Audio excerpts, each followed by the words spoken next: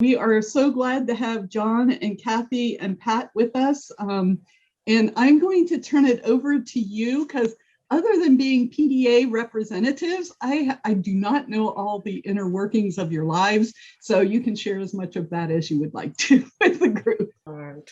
Thank you, Cheryl.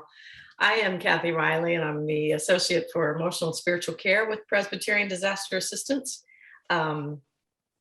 And that means I'm national staff. I live in Lexington, Kentucky, so I'm deployed staff and a minister and a psychologist, and been with PDA in one way or another for about 7 or 8 years. So I'm really happy to be with you all. I'm just going to go to John because he's next on my screen and ask him to say a word about himself, and then Pat.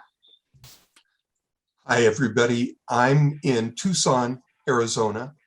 I am a currently retired pastor, Presbyterian pastor, and I've been on the national response team of Presbyterian Disaster Assistance for almost 11 years. Thanks, John.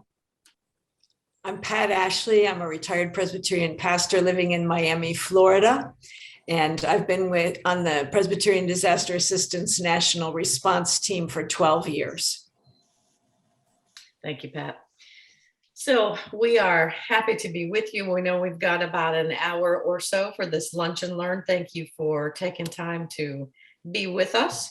And I'm just going to say a few words of sort of real basic introduction, and then Pat's going to kind of open us with a question for you all.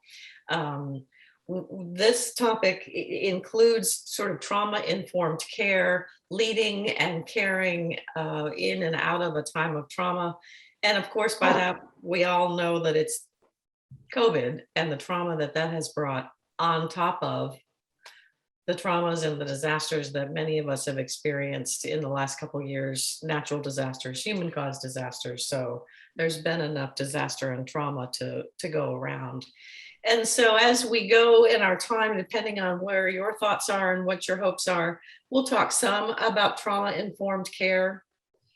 And also just want to mention, and we'll come back to this a little bit, the idea of post-traumatic growth. So we tend in the world of disaster and caring and trauma to focus on the negative outcomes, and certainly they are important. But there's also a whole field that's looking at post-traumatic growth, ways that people grow and thrive and flourish even after trauma. So that's another area that we just kind of want to be aware of and put in front of us as we think about leading in times of trauma and leading folks who have been and will continue to be affected by loss and grief, disaster, and the traumas that we've all seen in COVID. So that is the sort of framework that we'll be talking about. We may touch on some other things, including burnout and secondary traumatic stress, and we'll certainly be talking about resilience and recovery. So we are happy to be with you, and I'm going to turn it over to Pat to kind of launch our next segment. So as Kathy has said, we have plenty prepared to say about all of those things, but we would really like to hear from you. So to the extent possible, if you would be willing to share anything that you're hoping to walk away from this lunch and learn with, if there's something that you'd especially like to have addressed here within that framework that Kathy described, if you would go ahead and name that, that would be great. I think that it works okay if you just unmute yourself and speak up. If it gets chaotic, we'll resort to hand raising, but let's try just having you talk naturally. So what got you to come here when you could be all kinds of other places? What do you hope will come of this?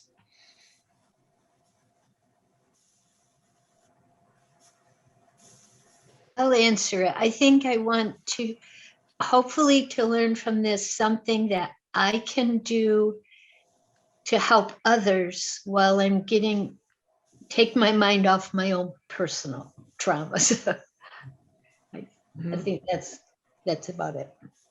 Good, thanks. Others? Go ahead. It's something to have in my hip pocket for my Stephen ministry and my deacon ministry. Good.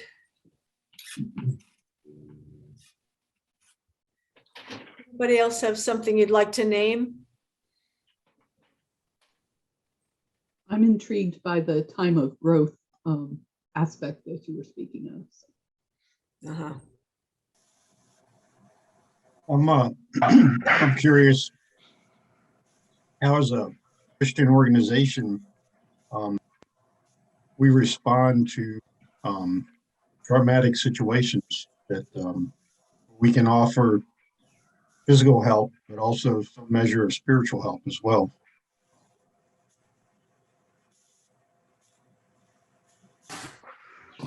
I'll piggyback on that. I think it, especially in this liminal time, we're not always in person for worship. Some of our communities are still online. Some of us have gone back and forth and back and forth. Finding ways to name the trauma and celebrate the trauma, and that we're moving forward in this, and just a safe space to be able to come together and share those.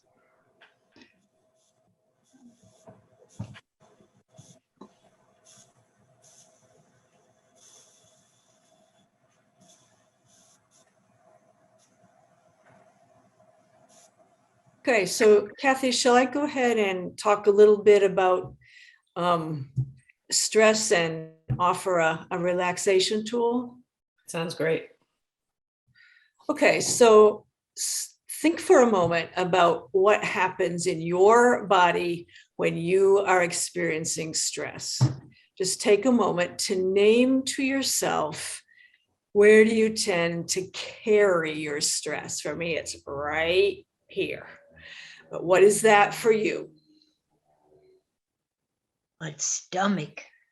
Yeah. Or back. Yeah, my upper back. Yeah, so different strokes for different folks. And it's important for each of us to be aware of where stress lives in our body so that we can notice it kicking up, and then use some breathing and other tools to break into that stress response and begin to relax our body, which is a key basic way of beginning to address stress. It turns out that human beings can't stay in a chronic state of stress for a long period of time and stay healthy. So unless it's dealt with, something's got to give. So that's why we're talking about ways to relax our body as we go about our work, the rest of our daily life, stressful times. So now I'd like to offer a simple tool for getting a relaxation response started, and I invite you to do it with me. Please sit comfortably erect and simply observe your breathing without trying to control it.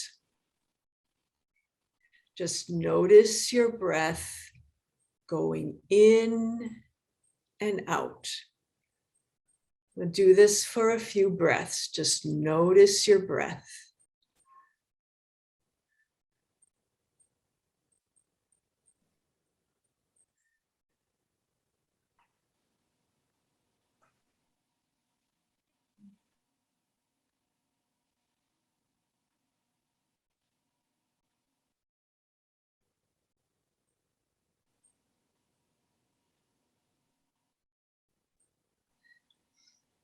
Now gently draw your attention back to being together. And while you're doing that, notice what's happened within you, having spent this time with your breath.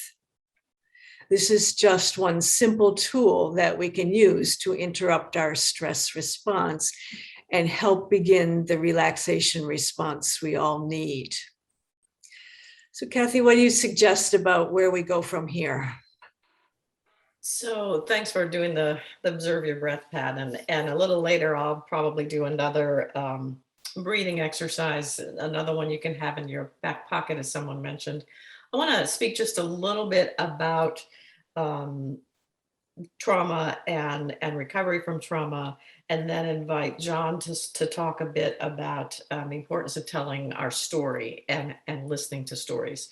But a couple things just to remind ourselves about leading in a time of trauma, leading out of a time of trauma, is that most people who experience a trauma, whether it's a natural disaster, a traumatic death or grief experience, human-caused disaster, the cumulative traumas of COVID, most people will recover well and fully, given some time, given their natural resources, given a little bit of extra assistance, perhaps from family and friends. And so we know there will be a percent of people who don't recover on their own, who will have longer term post-traumatic kinds of issues to deal with, and who will need some assistance. But I think it is important to remember that we need to give people time, some extra support, but know that they will recover and they will find ways that they've used in the past to recover in the new situation. Those who need professional assistance, of course, that's where we as clergy, as friends, as deacons, as Stevens ministers may step in to make those referrals. But I think that one of the things we know from the field and also from post-traumatic growth is to kind of assume that people will recover, to be supportive, to be present, but to not assume there's going to be massive post-traumatic stress disorder going on in folks. And one of the things about post-traumatic growth and also just recovery is, again, if we're not going to assume anything about that person's experience, the way we ask questions when we ask them to tell their story is going to be important. So rather than sort of assuming this has been horrible or saying, gosh, I know you've been through trauma and tragedy, well, how has that affected you? We might shift our thinking to just say, what would you like to talk about? What has your experience been of this situation? So in Kentucky, we had terrible tornadoes back in December, lots of work going on there to help folks recover. You all in Florida, of course, have hurricanes, and we might assume that something's been horrible and tragic, but we don't know until we ask what it's been like for them. So I think the way we ask the questions, being very open-ended, being pretty neutral, being ready to step in if they tell us how horrible and traumatic it's been, but also realizing that they might say, look, what I've been through in my life, this doesn't even compare. I'm okay. I'm doing all right. And so just listening for their experience and asking those neutral questions can be really helpful if we're trying to accompany someone who's been through an event that we know is probably traumatic. We don't know in what ways it's affected them. And so asking sort of non-leading questions, just tell me what you'd like to talk about today. What's on your mind? Because it might not even be this disaster or this trauma or this death.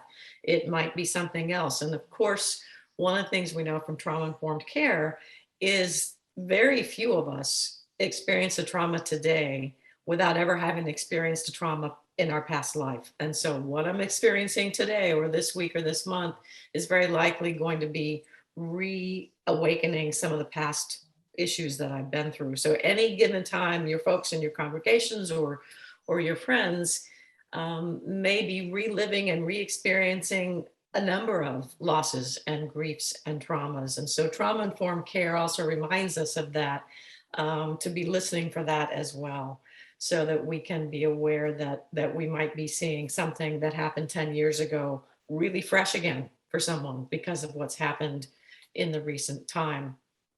And making sure that, again, we don't necessarily assume it, but we are ready to hear about it and to not be surprised if there's some reawakening and some freshness of old traumas that people are experiencing.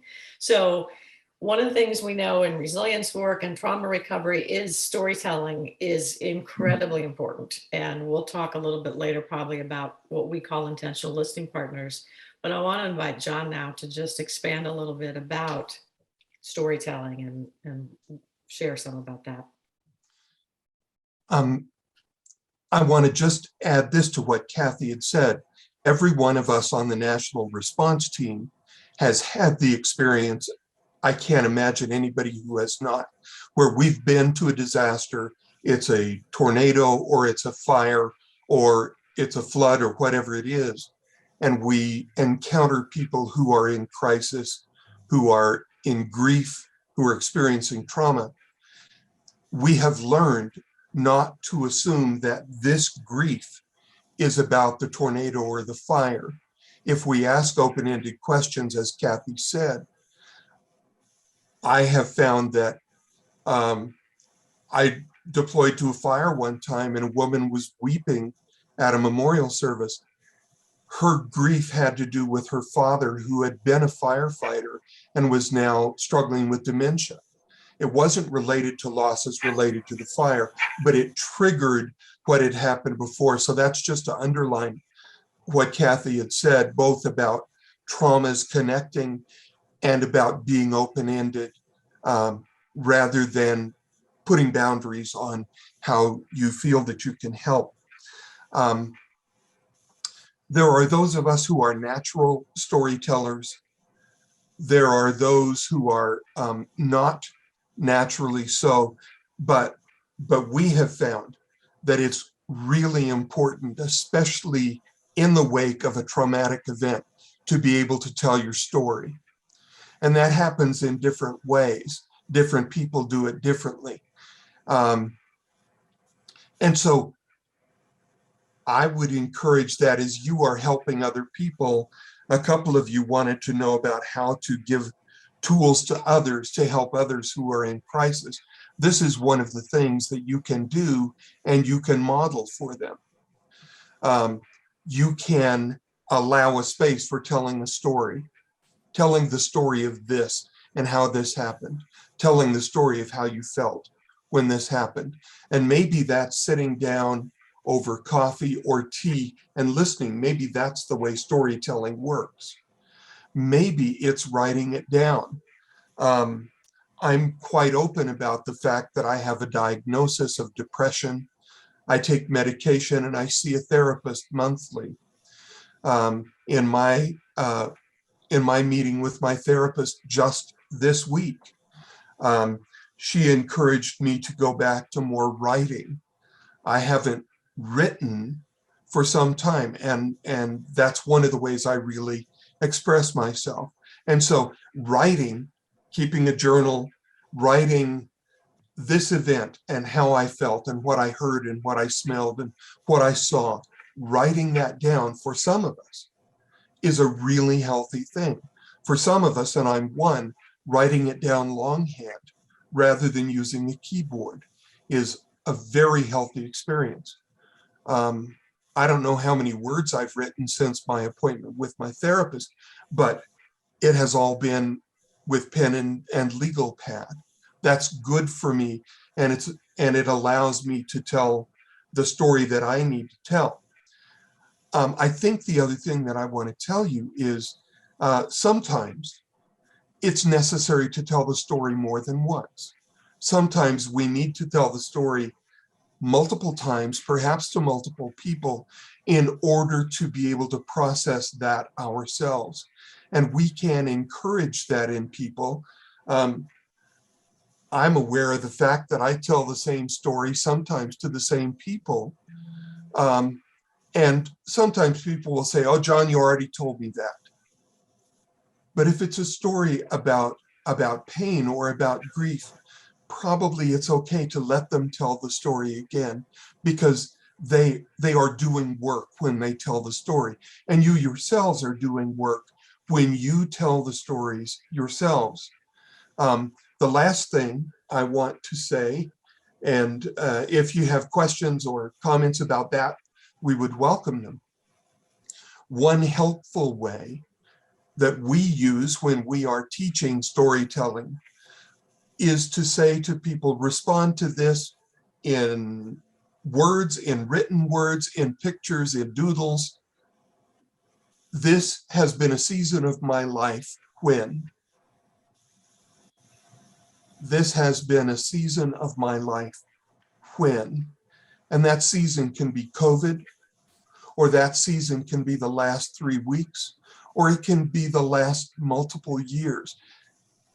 The season is up to the person, but that seems to give people permission to focus and write or draw or talk or sing about what it is that they're feeling.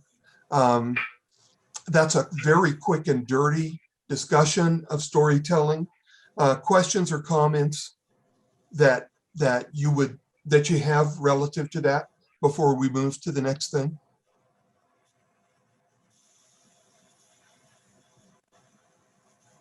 I worked with a Vietnam veteran for a while. He was one of the smartest, toughest guys I ever met. And one day we were eating lunch, and he just started telling me the story of something that happened to him in Vietnam, and tears were coming down his face. And I couldn't believe it. One, that he was sharing that with me, but two, that it still affected him so much. And I just listened and tried to be positive, but it was something he'd been holding in there for 30 years. Yeah. Mhm. I had to talk a guy out of a PTSD flashback. What saved me is fact I wasn't even in country. I've never been military. And when I said, any answer, I'm not military, I can't give you an answer. And he thinks I say it's cheap. And he says, yep. And then we were good.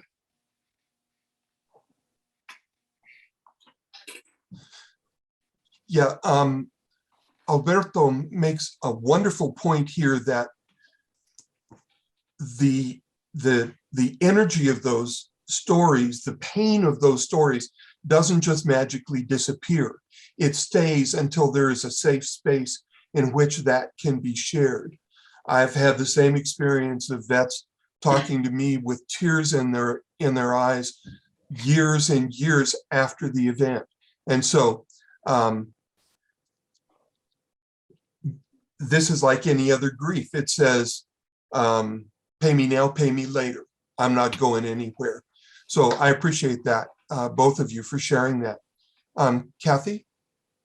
Thank you, John. So just a couple notes. There is in the chat a handout which has all of our resilience tools that we use in PDA that is available to you, and it's also available that Cheryl has it, and we can email it to you if getting it out of the chat proves problematic at all. So the tools that we're talking about in this time are all in there, and happy to have you use those and share those as you go. So thank you for that. And we do a 3-hour virtual or a 6-hour in-person retreat for folks in which we spend a good chunk of time on that storytelling prompt, and then we encourage people to share it with each other. So I want to say just a couple things and then invite Pat to step in with some conversation if she thinks it's helpful about intentional listening partners. What I want to say, and I want to share another tool with you, is that when we listen to other stories, it's important for us to be in a relaxed body as best we can. So if we know that we're going to sit down as a pastor, as a Stevens minister, as a deacon, or as a friend or family member, we know we're going to hear, because we're planning it, someone's story. They're going to tell us about their grief. They're going to share with us what they've been through. It's important for us to be in a relaxed body. And if we can help the person who's sharing their story, even if it's spontaneous, to be a little more relaxed as they tell it, the effects of the trauma and the storytelling will be mitigated a bit by their being in an intentionally relaxed body. So when it just kind of happens and you're not planning it, the exercise Pat shared, just observing your breath, can be really helpful. You can do that yourself without anyone noticing. Get yourself just to breathing where you're breathing well.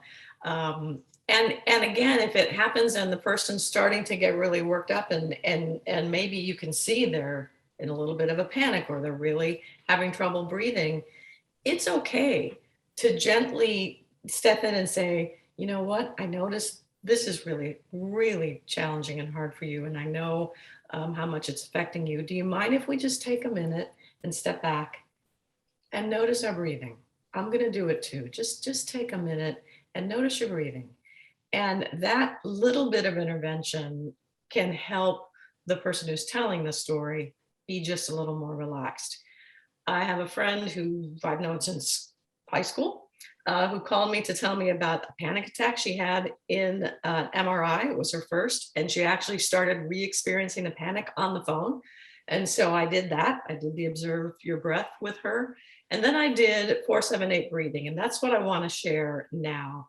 And this again is in the handout that you'll have access to. So you don't need to write it down. But 4-7-8 breathing is an incredibly good tool to have in your back pocket for yourself and for those who you might be helping and listening to. You may know this exercise. I'm going to tell you how it works and take us through it once, just so you can get a sense of what it's like. So if you will, I'm standing, but sit or stand comfortably. And the way it works is we breathe in through our nose for a count of 4, hold our breath for a count of 7, and then exhale audibly through our mouth for a count of 8. So the idea is we're exhaling and emptying ourselves of breath for a little longer than we took it in and held it. And there's something physiological that happens in that space of breathing out and then our next natural breath that really helps kind of kickstart our relaxation response. So I'm going to take us through it with counting for us and then give you a chance to do it with your own timing, because that's important. So let's do it together. If you will, breathe in, 2, 3, 4, hold, 2, 3, 4, 5, 6, 7, exhale, 2, 3, 4, 5, 6, 7, 8. Okay, so that's 4-7-8 breathing. I'm gonna mute myself, invite you all to do it counting at your own pace, because that's gonna be important. You might do it more slowly or more quickly than I did. So I'm gonna mute myself, take us through it one time at our own pace, and then come back together.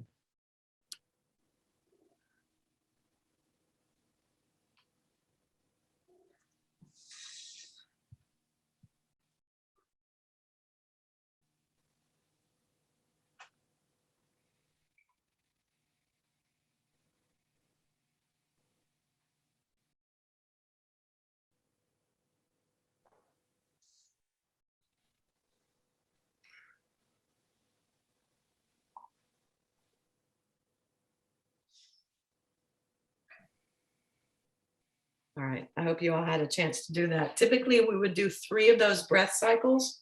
Really encourage you to try this if it's not something you're already doing or you don't have your own breathing technique. Practice it so that when you need it, it'll be there. And when you want to share it with someone, you can just kind of do it quickly. I will confess that because I'm in a different time zone than you, and I'm in a different time zone than I'm normally in, I had a moment of panic when I looked at my computer and I thought I was late. And it was really because it's still on Eastern time. So I did a couple 4-7-8 breathing techniques with myself, and it was a lot better. This is something that's really helpful at night. If you've got thoughts swirling around in your mind, hard to sleep, do 2 or 3 of these cycles. And if you don't fall back asleep quickly, you'll at least be more relaxed and it'll be easier.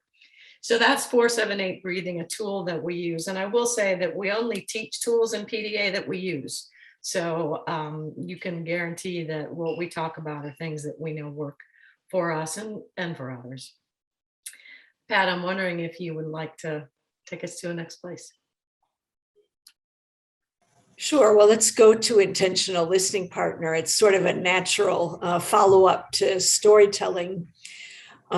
We can decide to have an intentional listening partner, which is different from our spouse, different from somebody that we may just blow off to in the moment, but rather we consider, who is it best for me to talk about this to get what I really need in this moment? So there's a sort of almost contractual or covenantal quality to this relationship. We look for someone, of course, who's not going to be judgmental, who is a good listener, who is well equipped to give us what we need. And in this intentional listening partner relationship, we get to name what that is. So it might be advice but we might really not want their advice. We might want them just to hear us, or we might want them to help us think about next steps, or to feed back to us what they're seeing and hearing as they listen to us. So to the extent that we can name what we're really after, we can help them best serve us. So we choose somebody, and it's probably not going to be our spouse, because that is its own relationship, and we certainly talk with our spouses about many things. But this, because this time is just for us, and usually there are relationships that are more mutual, we are intentional about choosing someone to just be with us in what we need. And then we say to them, I'd like to have about 20 minutes of your time within the next 24 hours. And of course, we're going to pick somebody whom we're pretty sure that's not going to be a burden to respond to us fairly quickly. And we tell them what we need, and we tell our story, and we receive from them what they have to offer us. Sometimes this can be a back and forth relationship where we do this for each other. Other times it's just, I seek a listening partner, but I am not their listening partner. So sometimes it's just a matter of blowing off steam.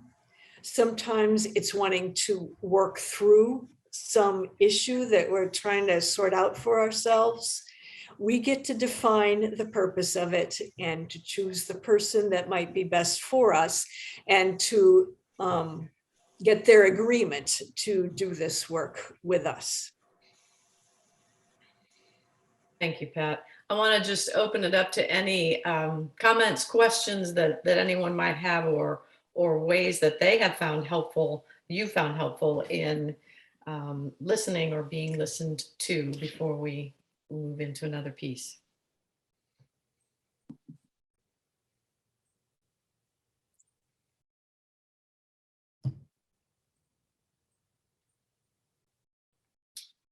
All right, I'm not seeing any movement, so I want to just say a couple things and note that, you know, these intentional listening partners is just one of the things that we know is good for mental health and resilience. And the intentional part is something I think that you all can share with those you care for people to really think about, who do I have that's really going to listen? And as Pat said, listen in a way that's going to be helpful in this moment, because that will change from issue to issue. So encourage you all to think about that. Again, that's in the handout, and it's something that we've been hearing a lot in COVID and in the trauma of COVID, of people realizing I've got to have someone to talk to and someone who's going to listen to me, that isn't going to be burdened in turn by what I'm experiencing. So I want to just say a few things about sort of the post-traumatic growth and places that takes us, and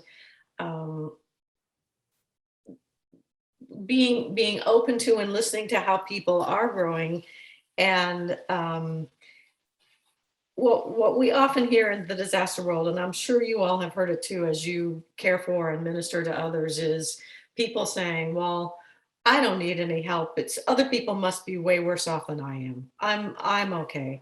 Other people must need you more than I do. And, you know, our response to that is usually, there are lots of people who have lots of needs, but I'm here now, and I'm really happy to listen to you now. And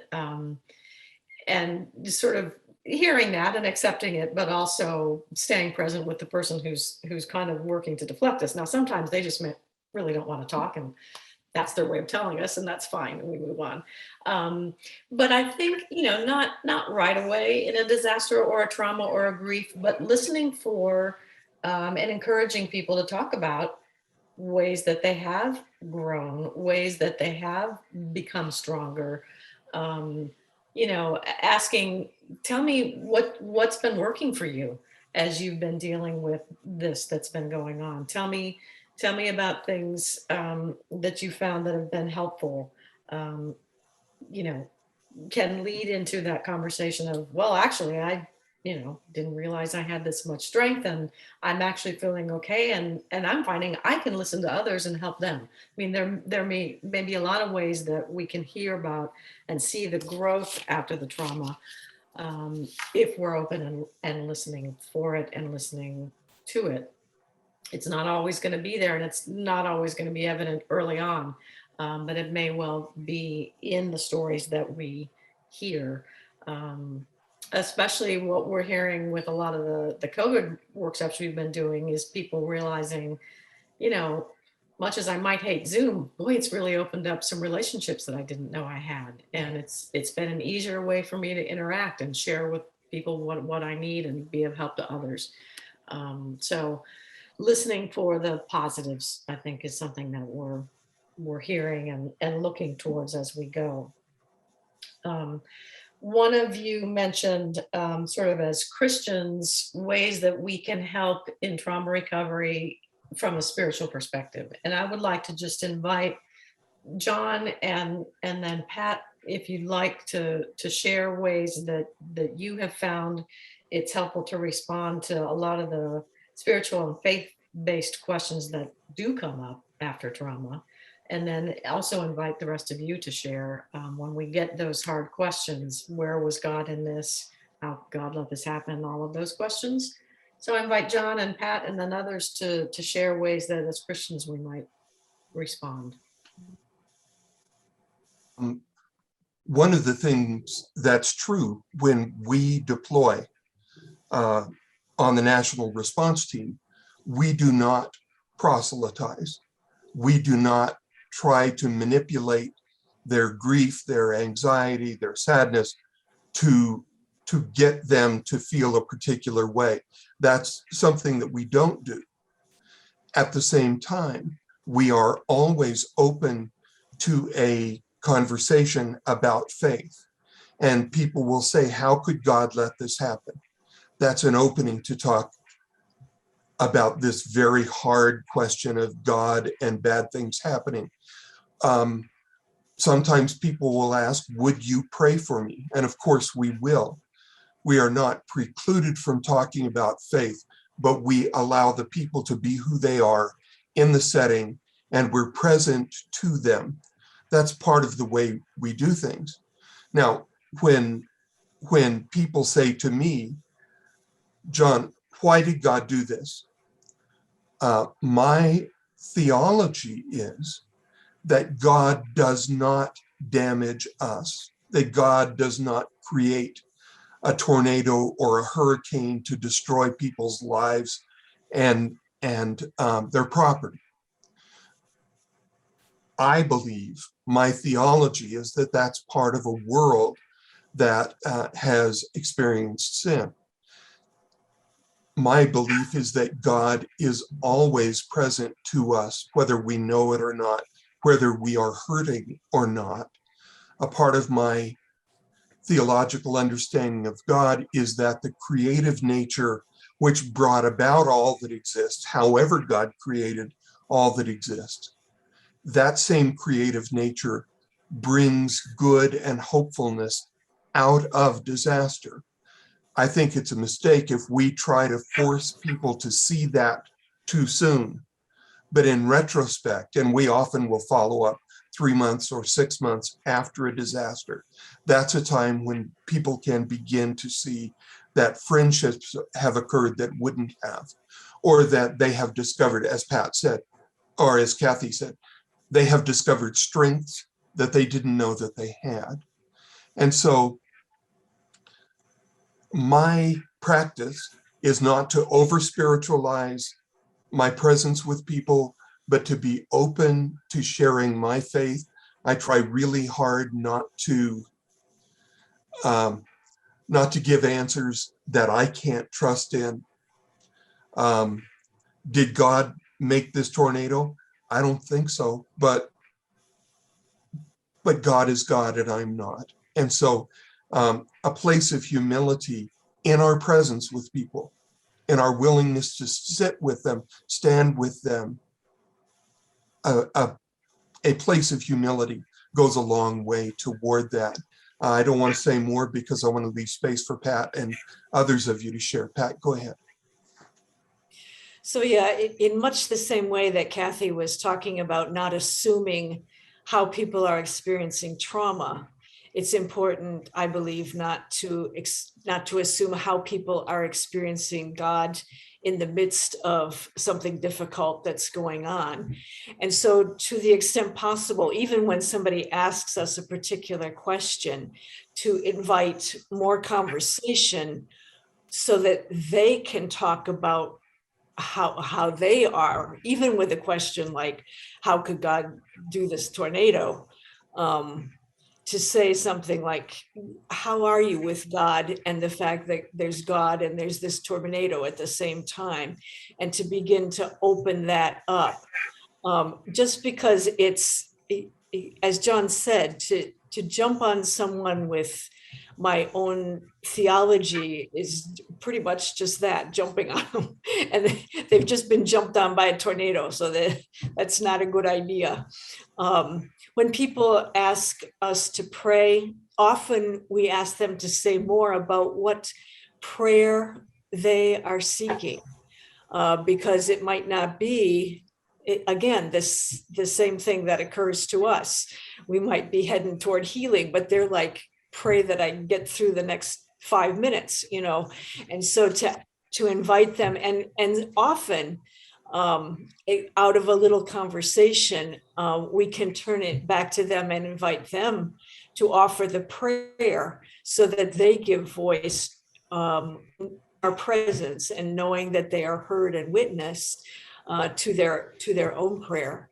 So the importance of each of us being clear, to the extent that we can, about where we are with God in what's going on, but having the priority being helping that other person notice something of the movement of God in their own experience.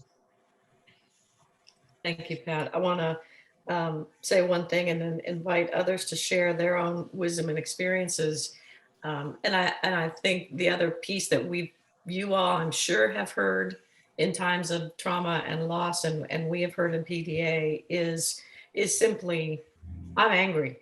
I am angry at God, whether it's because God made this happen or let it happen or whatever. That the anger, the distance, the discomfort. And so what we do a lot is we are present with that, and we hold it with them, and we don't say a whole lot except, I understand, I hear what you're saying, those sorts of things. And some people will comfortably talk about the Psalms and the imprecatory Psalms and the Psalms of anger, and I'm not one of those people that pulls them up out of my head, but I know they're there and can share some of that. So I think that's another piece just to mention, is that in trauma-informed care, as you all probably know, it's just holding and being present and open to the anger, and just not even saying it's going to get better, but just, I hear you, I hear how hard this is. We say that a lot. I want to see if anyone else wants to share anything of their experiences or their wisdom in responding in a way that is faith-based to people who've been through trauma.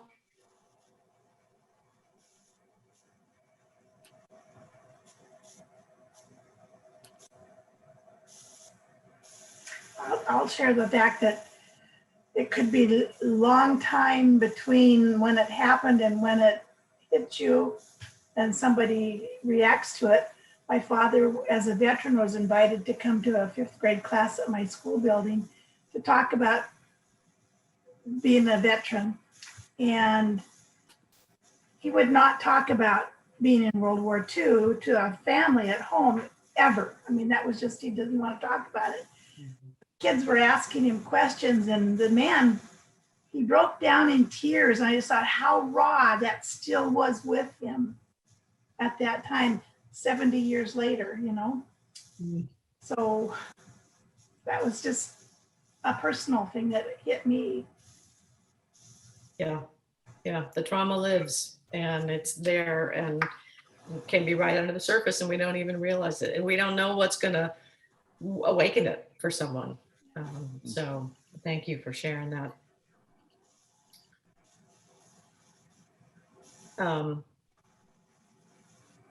One thing that I want to just share, and then I'd like to invite John to do what we call grounding with feet as another tool that can be helpful for resilience. I think, again, most of you who are pastors and deacons and elders and caring for others know that our own feelings can be sort of awakened as we're listening to someone tell about their grief or their trauma. And we can, be aware of that, but also use our own experience in a way of being empathetic with someone without telling them our story. So, for example, if I'm listening to someone tell about the death of their mother, my mother died suddenly for a few weeks with cancer. It was terribly, terribly hard. Doesn't take much to bring me back there when I hear about someone else talking about their mother's death. But if I'm listening to them, I can use my own experience and my grief and my awareness to relate to them without saying a word.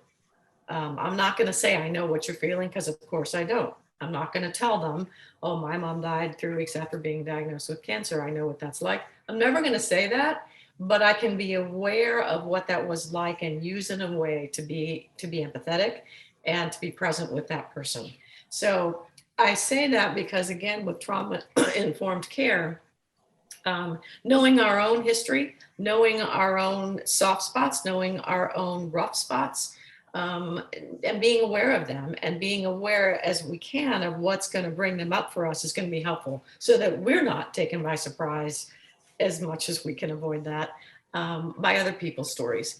But we can also use that reservoir of what we've done in our own healing as a way of being present to others. So that's another kind of piece of using empathy, but without really saying much. We don't really need to use our words. We just rely on our reservoir of feelings. Kathy, can you be as blunt as saying, I've had feelings like that? And leave it right there, just to reassure them that, yeah, I've not been down your road, but near. Yeah, I think something that's natural for you to say, would make sense. Just, I often find myself saying, boy, I hear that. I really hear what you're saying. And it's almost like the tone you use in your voice conveys it without a lot of words. I think something along the lines of, I've experienced grief. I know yours is different, but I hear you. Because you can pour a lot into a few words when you pull from that feeling that you're talking about, Tom. Yeah. All right. So one of the things that we know happens when we are hearing other stories of trauma, or just really, really caring for others, is it can be easy to get a little off center. We, in our workshops in PDA, do centering prayer as a tool with folks for whom we know they are faith-based. John, I'm going to invite to share a centering tool, which we call grounding with feet, which is not necessarily faith-based, although it can be, and just kind of take you through that, because my understanding is, and correct me if I'm wrong, but I think we can go up to 1:30. But I think we've got some time. So John, would you share grounding with feet? Sure. And a couple of things to say about it. Kathy said a while ago, we need to engage with a relaxed body. We need to have a relaxed body when we're doing the work that we do. And this exercise is intended to bring that about. You're welcome to, I'm going to ask you to participate with me, and you're going to be visualizing. I invite you to visualize where you are, the situation you are in, and apply it. I know that Christina is upstairs, and so I'm in my office at my home on the ground floor. So you're welcome to adapt to where you are. or some people find it easier to join me here in Tucson in the Sonoran Desert. And if that's helpful to you, I welcome you to join me here. I'm going to ask you to sit comfortably again. And if it's possible, I'd like for you to have your feet flat on the floor. I'd like for you to have your hands in your lap. You're welcome to close your eyes if you would like to. And I'd like for you to become aware of the soles of your feet. I'd like for you to feel the sensation of the soles of your feet. I'm wearing socks and sneakers, and so I'm aware of the interaction, the sensation of the soles of my feet against the socks that I'm wearing, and I'm in connection with that. And the inner sole of my shoe is soft, it's cushioned, and I'm in connection with that. The outer sole of my shoes are harder, more stable, and I'm in connection with that by way of the soles of my feet and my socks and the inner sole of my shoes. And my shoes are resting on tile. And beneath that tile is a concrete slab. And I am in connection with the tile and with the concrete slab. And beneath the concrete slab is the desert floor, eternal and constant, reliable and safe. God created it and called it good, and I am in connection with it. And I sense my connection to the desert floor itself. And I become aware of the palms of my hands. I'm wearing slacks, and I feel the interaction between the palm of my hand and the slacks that I'm wearing. And I'm in connection with that. And I am in connection with my leg, the skin, the muscle, the bone, the muscle, the skin. I am in connection with all of that by way of the palms of my hands. And I am sitting in an office chair, and I'm in connection with the chair, and I can feel the seat. It's cushioned. It has give to it. But the legs of the chair are strong and reliable. And I'm in connection with all parts of the chair. And the chair rests on the tile. And that rests on the slab. And I find myself in connection by my hands with the tile, the concrete slab, and the desert floor, millions upon millions of years old, still here, still reliable. And I am in connection with that.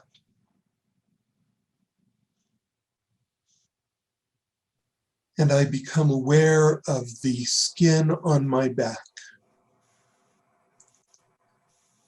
And I'm aware of the sensation where the skin on my back touches the shirt that I'm wearing.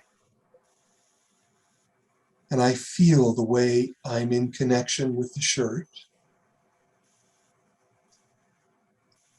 And my shirt is in connection with the back of the chair. And I'm in connection with that as well, by the skin of my back, by the sensation I experience. And the back of my chair is cushioned and easy. But the legs of the chair are strong and reliable. And the chair rests on the tile. And the tile rests on a concrete slab. And the concrete slab rests on the desert floor. Every part of my being is anchored and connected to the good earth, to the desert floor. And I can feel my connection, and I can feel the relaxation in my body as I note that I am connected to the ground. And if I want to come back to this place of relaxation, all I have to do is to become aware of the soles of my feet. And that action, becoming aware of the soles of my feet, will cause the rest to cascade, and I will be in a place of relaxation, of comfort, of ease. You can be here anytime you want to. Just become aware of the soles of your feet and follow the path to the good earth.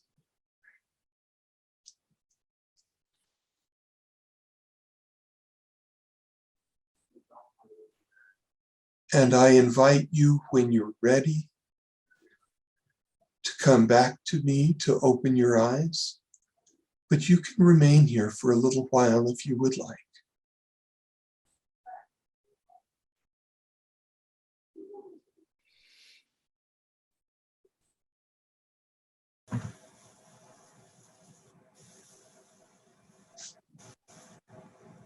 I have learned and practiced other relaxation techniques, but for me, this is the one which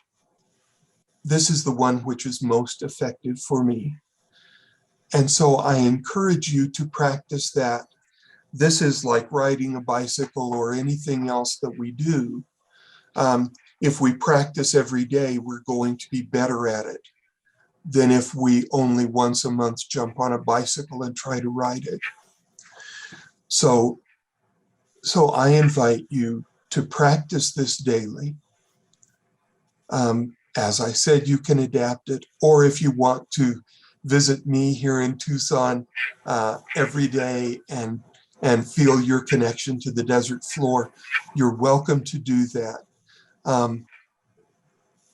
I really hope that this will be a useful and beneficial exercise for you in doing the important work that you do. Thank you, John. I want to invite Pat in a moment to share other kinds of things that we want to make sure we share before we go. One thing I want to say as a follow-up to John's beautiful grounding exercise, which I do with him every time we do a program. It's wonderful. We know that trauma lives in our bodies. The experience of trauma, the experience of grief, the experience of loss, it lives in our bodies. And so when we are reactivated with the trauma, those physiological reactions come back too. That's true. It's also true that relaxation and that state of calm that John just took us to also lives in our bodies and can be reactivated without necessarily, as John said, going through the whole relaxation exercise, but simply a few steps can, if we've practiced and we've experienced it, can take us back quickly to a state of being grounded without spending 5 minutes doing it. So that's why in our work in resilience and trauma recovery, we talk a lot about practicing these tools and sharing them with others so that they can become our own, so that our bodies will remember, oh yeah, when I notice my breath, when I do 4, 7, 8, when I connect with the soles of my feet, those feelings and experiences will come back and will be living with us even in that moment. So I encourage you to find the ones that work for you and then share them with those you work with so that they can benefit as well. As Pat said in the beginning, with way more things to share than we usually have time for. And I want to invite Pat to step in with any of those things that we want to make sure we don't forget before we let you go in a few minutes. Okay, well, let me say a word about burnout and compassion fatigue. We have been living in stressful times, and there is a risk, especially for people who are working with others and caring for others in the midst of stress, to experience burnout or compassion fatigue. So burnout, what does that look like? What comes to mind when I say the word burnout? Exhaustion. Exhaustion, yeah.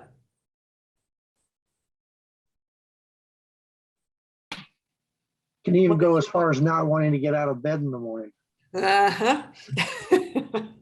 Short-tempered. Short-tempered.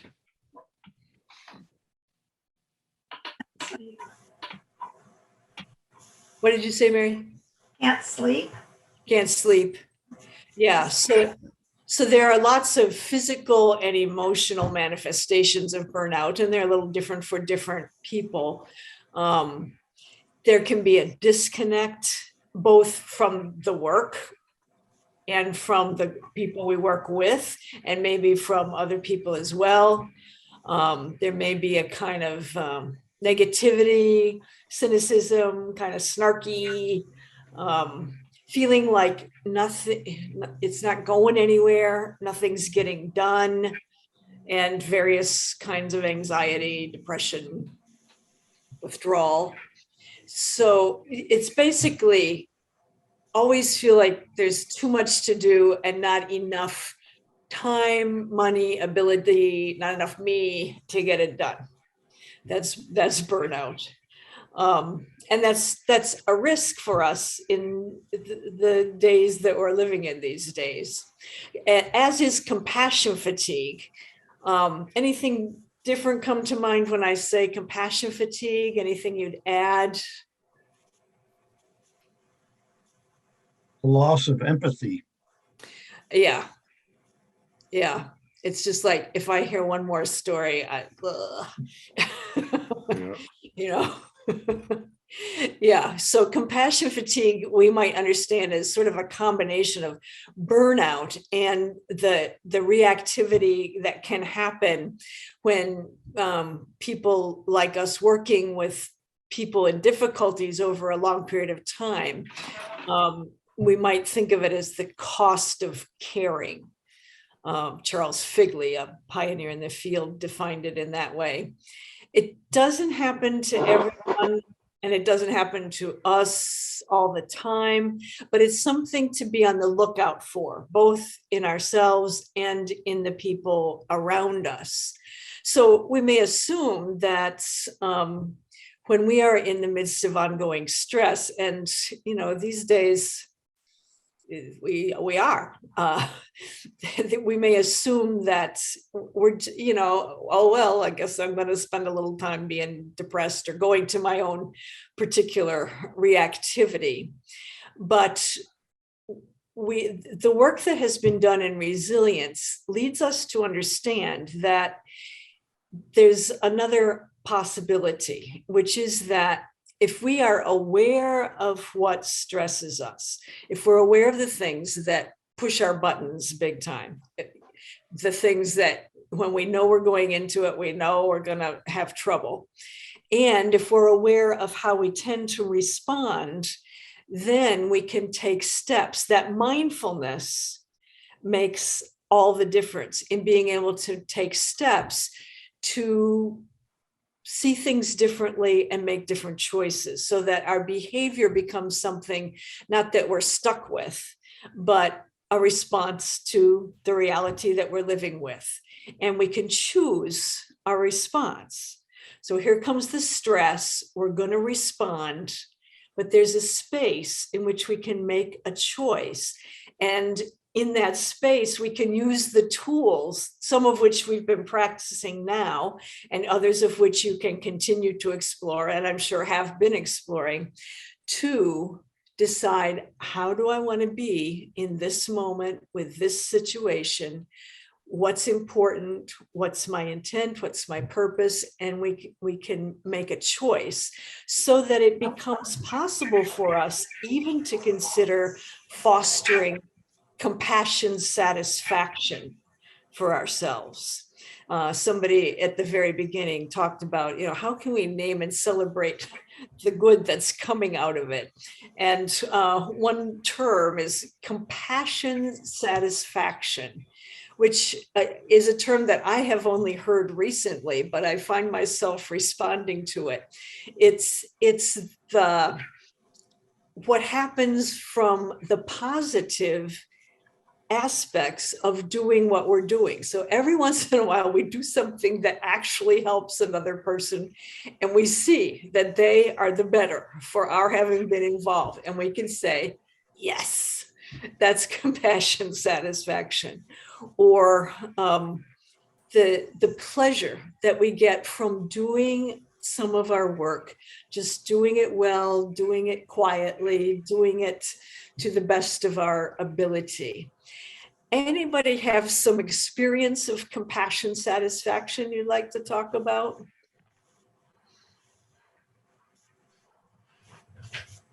A moment when you said, oh yeah. In Sunday school, we were going through an Old Testament lesson, following some of the promises from the beginning of the book to the end of the book. And I remember one of the people in the class who was generally skeptical about most Christian things. The light went off in their head when they realized that the person who was going to be the snake crusher, the promise in Genesis, was divine, and not just a man. And the light just went off, and you could just see it. It was like, oh my God. that made it all worth it. All the discussion we had and all that kind of stuff. That was definitely satisfaction. Yeah. So that- So yes, go ahead, Scott. That was my most memorable scene in Passion of the Christ, when he stepped on the adder in the Garden of Gethsemane. Yeah. Yeah, so we can be intentional about noticing those moments, saying them out loud, sharing them with other people, lifting them up, celebrating them. So that's one. I have a feeling that it takes me to gratitude, but I have a feeling Kathy would like to talk about gratitude. Actually, Pat, go ahead, because that was the last thing I was hoping we would talk about in the last 3 minutes we've got. So please go. Well, we've learned that people who are intentional about noticing what they're grateful for tend to be more resilient people. It just is a tool for well-being in the midst of difficult times. And so you can keep a gratitude journal, you can take a few moments, and we're going to take a couple minutes right now just to talk with each other about what we're grateful for. But to take some time, and again, it's that quality time of really noticing, not just checking it off the list. Okay, I named my gratitude today, but what am I aware of, really appreciating, savoring, delighting in, and naming those things and being in touch with the goodness that comes to us from those things. One of mine is that I just moved and I have an outdoor patio space that I didn't used to have, that I get to just set myself down in and be there. And there's trees and sky, and I love it. So what are some things that you are grateful for? daily sunshine. Yeah. Florida is a good place.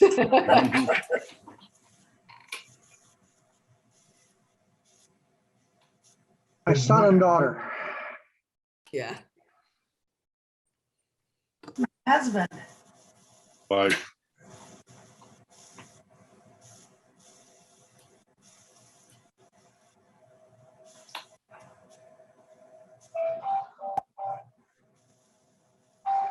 I invite you all to kind of take that with you as we close out now, and think about what you are grateful for. There are apps to remind you if you need reminders of being grateful. And I want to say, as we close and honor our time together, I truly am always grateful and name them often for Pat and John as colleagues and all of my colleagues in PDA. So I want to thank them, and I want to thank Cheryl and Presbytery for inviting us, and also just to thank all of you for the ministry that you do, for all the work you are doing for the sake of Christ and Spirit and God and the people you serve. Thank you. We know this is a journey, and it's been a hard journey, and we're grateful to you and happy to have been able to spend this time with you. So I'll turn it over to Cheryl or whoever's going to close us out. Well, thank you so much, Kathy and John and Pat. We sure appreciate it. And I am definitely grateful for those tools you have given us. John, I was afraid that if I stayed in that place much longer, I would definitely end up in Tucson and wouldn't be back for another week or so. You're always welcome. So, and again, echoing what they've said, thank you so much for being part of Cole today. Christina's already taken off, but I want to thank her too, because she just brings a calming presence to the whole thing by offering her skills with the technology. But it's all about y'all. If you weren't here, we wouldn't be having this. And so we thank you to openness and learning. And so I just say to you, go in peace and go knowing that you are being led by this God who is loving and strong and caring, and Jesus who is merciful and loving as well, and that Holy Spirit that just keeps niggling at you and offering you all sorts of inspiration and motivation. And may God be with you, and may you feel peace. Amen.